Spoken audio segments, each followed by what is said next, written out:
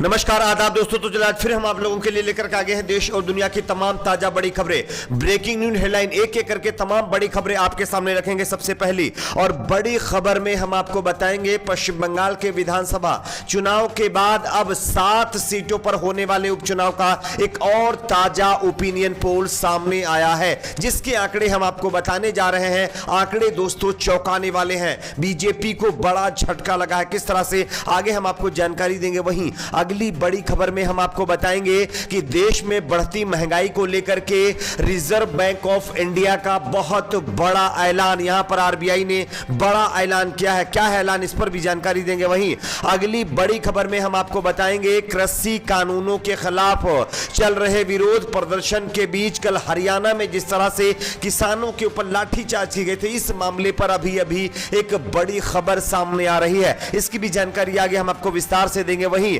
अगली बड़ी खबर में हम आपको बताएंगे कि किसानों के साथ मोदी सरकार और खास करके बीजेपी की जिस तरह से आय बढ़ी है और किसान जिस तरह से सड़कों पर है, इस मामले पर राहुल गांधी ने मोदी सरकार के ऊपर बड़ा हमला बोला है, किस तरह से, इसकी भी जानकारी देंगे। वहीं अगली बड़ी खबर में हम आपको बताएंगे पश्चिम बंगाल में हुए विधानसभा चुनाव के बाद हुई हिंसा मामले पर सीबीआई ने अब अपनी एफआईआर में कई अहम खुलासे किए हैं, किस तरह से, इस पर भी जानकारी देंगे। वहीं अगली बड़ी खबर में हम आपको बताएंगे कि दोस्तों करनाल में हुए प्रदर्शन और किसानों पर हुए लाठीचार्ज के मामले पर अब हरियाणा के मुख्यमंत्री मनोहर लाल खट्टर का बहुत बड़ा बयान सामने आया है। क्या कुछ उन्होंने कहा, इसकी भी जानकारी देंगे। वहीं अगली बड़ी खबर में हम आपको बताएंगे कि दोस्तों गुजरात के डिप्टी सीएम ने दिया विवादित बयान, मुसलमानों को लेकर के एक विवादित बयान दिया। क्या कुछ उन्होंने कहा है, इसकी भी जानकारी आगे हम आपको विस्तार से देंगे। उससे पहले छोटी सी रिक्वेस्ट करेंगे दोस्तों, इस वीडियो को बनाने में हमें बहुत मेहनत लगी है, इसलिए प्लीज वीडियो को लाइक करके चैनल को सब्सक्राइब करें और ज्यादा से ज्यादा वीडियो को शेयर करें और बेल आइकन को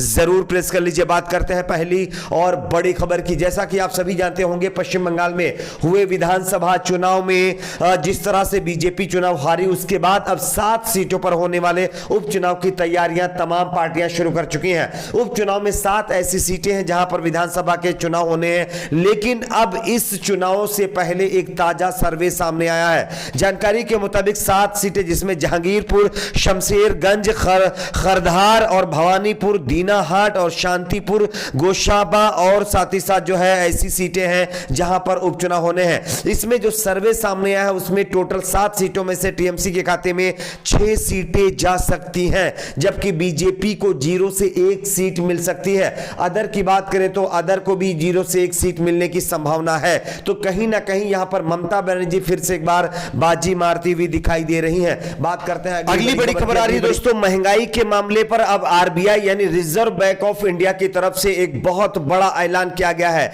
आप इस खबर को देख सकते हैं। देश में महंगाई इस समय चर्चा का विषय बनी हुई है। ऐसे में रिजर्व बैंक ऑफ इंडिया ने शनिवार को कहा है कि वह परिवारों का अगले दौर का सर्वेक्षण यानी कि सर्वे करने जा रहा है। इससे रिजर्व बैंक को महंगाई दरों को लेकर के सही और बेहतर जानकारी मिलती है। आरबीआई को कंज्यूमर के भरोसे का भी पता चलता है, जिससे मजबूत मॉनेटरी पॉलिसी तैयार करने में मदद मिलेगी। आरबीआई की तरफ से लगातार ऐसे सर्वे आयोजित किए जाते हैं। यानी देश में बढ़ती महंगाई को लेकर के अब बताया जा रहा है कि आरबीआई एक बड़ा सर्वे देश में चलाने जा रही है, जिस सर्वे के मुताबिक अब आरबीआई ये पता लगाने की कोशिश करेगी कि आखिरकार महंगाई से लोग कितना परेशान हैं और किस तरह से लोगों के बीच महंगाई का एक तरह से असर देखने को मिल रहा है। वहीं अगली बड़ी खबर आ रही है दोस्तों कृषि कानूनों के खिलाफ हुए विरोध प्रदर्शन के मामले पर अब किसानों का बीजेपी और मोदी सरकार के ऊपर फूटा गुस्सा।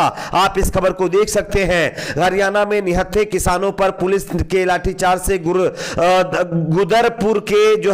गदरपुर के किसान आक्रोशित हो गए हैं। किसानों ने गुरुद्वारा सिंह सभा से जुलूस निकाल करके मुख्य बाजार स्थित थाने के सामने खट्टर सरकार का पुतला फूंक करके रोष जताया है। जानकारी के मुताबिक साथ ही किसानों ने मोदी सरकार को चिताया है कि इस तरह की कार्रवाई किसान बिल्कुल भी बर्दाश्त नहीं करेंगे। तराई किसान संगठन के राष्ट्रीय अध्यक्ष जितेंद्र तेजेंद्र सिंह विर्क ने मुख्य बाजार में कहा है कि संयुक्त मोर्चा जो आदेश देगा उसका पालन किया जाएगा, जरूरत पड़ी तो सड़कों को भी जाम किया जाएगा। यह सीधे तौर पर हरियाणा की खट्टर और मोदी सरकार को धमकी देते हुए किसानों ने बड़ा ऐलान किया है। बात करते हैं अगली बड़ी खबर की। अगली बड़ी खबर आ रही है दोस्तों, देश में बढ़ती महंगाई और साथ साथ जिस तरह से बीजेपी की आय 50% बढ़ गई है, इस मामले पर राहुल गांधी का मोदी सरकार के ऊपर बहुत बड़ा हमला।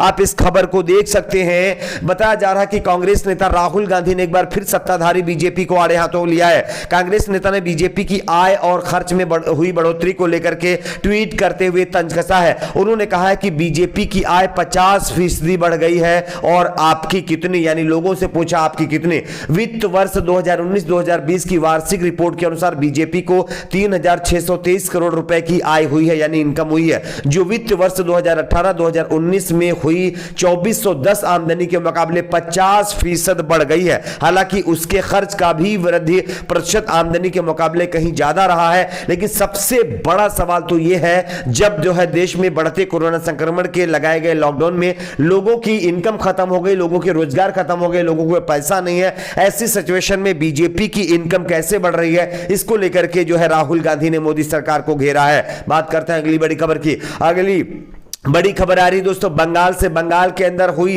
हिंसा के मामले पर सीबीआई का बहुत बड़ा खुलासा। आप इस खबर को देख सकते हैं। पश्चिम बंगाल में विधानसभा चुनाव के बाद हुई हिंसा के मामले में केंद्रीय अन्वेषण ब्यूरो सीबीआई ने 10 और एफआईआर दर्ज कर दी है। सीबीआई ने अब तक कुल 21 मामले दर्ज किए हैं। साथ ही जांच एजेंसी ने 2 लोगों को हिरासत में लेकर के पूछताछ भी शुरू कर दी है। इससे पहले बंगाल में चुनाव के बाद भड़की हिंसा बवाल के मामले में सीबीआई ने कल शुक्रवार को कलकत्ता हाईकोर्ट के आदेश पर अलग अलग कुल 11 केस दर्ज किए थे। यानी कि अब जो है पश्चिम बंगाल के अंदर सीबीआई ने ताबड़तोड़ जो है कार्रवाई करनी शुरू कर दी है। बात करते हैं अगली बड़ी खबर की। अगली बड़ी खबर आ रही है दोस्तों, कृषि कानूनों के खिलाफ प्रदर्शन करने वाले किसानों पर करनाल में जिस तरह से प्रदर्शन करने को लेकर के लाठीचार्ज हुआ था, उस मामले पर अब हरियाणा के सीएम मनोहर लाल खट्टर का बहुत बड़ा बयान सामने आया है। आप इस खबर को देख सकते हैं। हरियाणा में करनाल के बस ताड़ा टोल प्लाजा इलाके में प्रदर्शन कर रहे किसानों पर पुलिस ने जिस तरह से लाठीचार्ज किया, ये किसान शनिवार दोपहर मुख्यमंत्री मनोहर लाल खट्टर की अध्यक्षता में आगामी नगरपालिका चुनाव पर एक बैठक का विरोध कर रहे थे। वहीं इस मामले में मुख्यमंत्री मनोहर लाल खट्टर ने कहा है अगर उन्हें किसान प्रदर्शन करना था तो वे शांतिपूर्वक प्रदर्शन करते, उस पर कोई आपत्ति नहीं थी, लेकिन बातचीत करके बताएंगे कि किसकी ज्यादती है। साथ ही साथ उन्होंने यह भी बताया कि अगर कोई पत्थर चलाएगा, अगर कोई जो है रोडी जाम करेगा तो हम और कानून व्यवस्था खराब करेगा तो हम बिल्कुल भी इसको बर्दाश्त नहीं करेंगे। यह बयान देते हुए मनोहर लाल खट्टर ने किसानों के ऊपर अपनी भड़ास निकाली है। लेकिन सवाल सबसे बड़ा यह कि 9 महीने से किसान सड़कों पर बैठे हुए हैं, तब सरकार कहां थी और कान में उसके जूं तक नहीं रेंगा है। बात करते हैं अगली बड़ी खबर की। अगली बड़ी खबर आ रही है दोस्तों मुसलमानों को लेकर के। गुजरात के डिप्टी सीएम उप मुख्यमंत्री नितिन पटेल का विवादित बयान। आप इस खबर को देख सकते हैं दोस्तों।